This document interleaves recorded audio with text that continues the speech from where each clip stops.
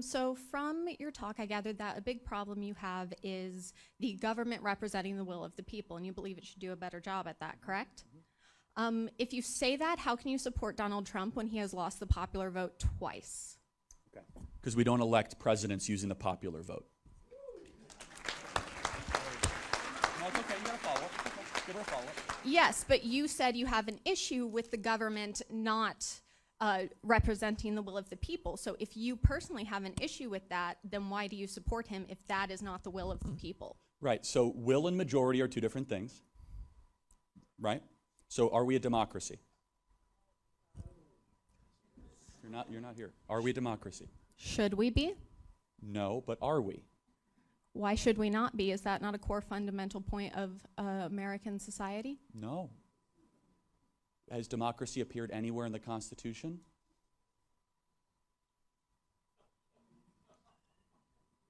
I mean, that is genuinely a valid point. However, your point of the government should represent the people, why is it that democracy is not in the Constitution, or why is it that you believe that the will of the majority is not as important as the will of the minority if your issue specifically is the government should represent the people better? Good question. So we believe in the Electoral College. Why? Because Kansas deserves a voice. Because Missouri deserves a voice. And it's the most important way I could distill it is the union we have is the states created it, the federal government didn't create it. So the kind of price of admission is every state gets 2 senators, congressmen based on population, and then electoral votes based on that population. So you kind of get a mix of both. And it's also this tension. And I would ask the question, if we abolished the Electoral College, do you think that the needs, wants, and interests of Missouri, Kansas, Iowa, North, South Dakota, Montana would be taken as seriously as New York and California? That would be my question to you. Do you believe that some citizens are more valuable than others? Because in our current system, some people's votes hold more sway than others, because people in like Wyoming who have smaller populations have more say than places like here in Missouri and Kansas. Why is this acceptable if it's, again, your issue is the will of the people? Because we're not a democracy. So a democracy is simple majoritarianism. So let me give you an example. In a democracy, by up or down vote, you could say, I want to enslave black people. A constitutional republic says, no, you're going to have to go through a process to do that. So let me ask you a question. Do you think the majority of the will of the people could ever be wrong? Yes. Okay. So the Founding Fathers knew it could almost assuredly be wrong, right? So the system of a republic versus a democracy is it has to be slow and arduous and intentional because it has a preference on liberty, right, not on free stuff. And so over a period of time, how do you best protect liberty? Well, you got to spread over all the representation over space and time, right? So you do it over a lot of states, a lot of square miles, a lot of acreage, and it takes a lot of time to take over the federal government, right?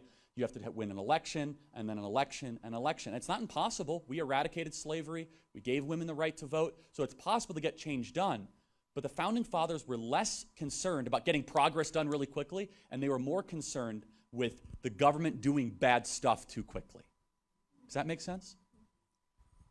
But that is not what you said. You said that your specific problem is the government does not do the will of the people. Why is it that your will and what you want is more important than that of the majority? Well, it's not my will. It's the framers and the system we have. But to answer your question, I believe the best way to determine the will of the people is through states' rights and states' directives. If Kansas wants to say, hey, we can have decentralized gun laws or school choice, God bless Kansas. And so the question is not, is national will also versus state will, right? So we have to recognize that the values of someone in Kansas, in Manhattan, Kansas, is a lot different than the values of someone in Manhattan, New York. It's a lot different. And so through a democracy, it'd say, hey, the people of New York City want to have firearms confiscated. I don't think that dog's going to hunt in Manhattan, Kansas. Well, Kansas State University, so I don't know. But it allows, answer your question, it allows people that disagree with one another to live in the same nation. You see, a Republican-style government, small r, allows people that might agree on almost nothing to still engage in self-government while still having a national project to participate in. So to clarify it even more, it is a question of the consent to the governed. If it was just a democracy, it would be an up or down vote on every single person, and that's it. The Founding Fathers saw that fail time and time again.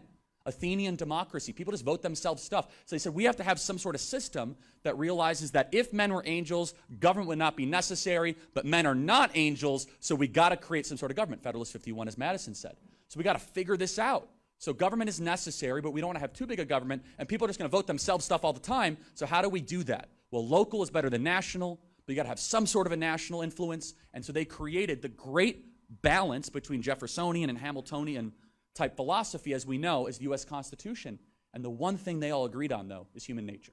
They knew that absolute power corrupts absolutely, and that people were likely to abuse it. So I would just kind of counter by saying the will of the people can be best expressed through a multi-state project. For example, I believe an election is much healthier and much more representative by requiring candidates to go to Iowa, Ohio, Michigan, Pennsylvania, and not just spending time on the coast. Because you know why? It might seem as if, oh, we don't need those flyover states. We don't need them. First of all, that's arrogant, prideful, and wrong. How exactly are you going to feed your family, and where do you think the breadbasket of the world comes from? The founders saw ahead, and final thing I'll say is this, is that it was Hamilton or it was Madison that said, we cannot have the tyranny of the cities over the farmers. And that's built into our system. Thank you for being here tonight. I got to get to the next question. Thank you. So you believe your vote should be more important than others? No, I don't. In fact, if you want, first of all, the way you do senators is egalitarian. The way you do Congress people is representative population. And let me just reinforce this, which, again, California still has more electoral votes than Kansas. So there is a precedent, there is a weight on population. It's just done in the context of that every state gets a voice. For example, Kansas, South Dakota, Oklahoma don't get merged in just because they all look the same from an airplane you're flying by. It's a state with states' rights, its own government, its own constitution. So to push back, it's not as if population means nothing. Is that population is factored in to a national project. And I'll just say one final thing on states. You go through COVID, Europe, they had one decree, every part of Germany, Belgium, France did the same thing. These laboratories of democracy that continually happened keep us freer. And you have a state rights project or you have a national project. The states' rights project has kept us freer, has kept people more prosperous, because if you don't like your government, you're closer to it and you can make changes and adjustments. Thank you. Got to get to the next question. Thank you. Got to get to the, I'm sorry. I got to get to the, thank you. Thank you. I got to get to the next question. Why are some votes more important? I heard you out. Thank you very much. That's not the question. More vote. So, hey, do you live in Kansas or Missouri? Because guess what? In Kansas, you actually have a bigger voice than some people in California, hilariously. Because states have rights. Because why is the individual less important? I got to get to the next question, but I don't think you're hearing what I'm saying. Thank you very much. You cannot justify your mentality. Thank you very much. We got to get to the next question.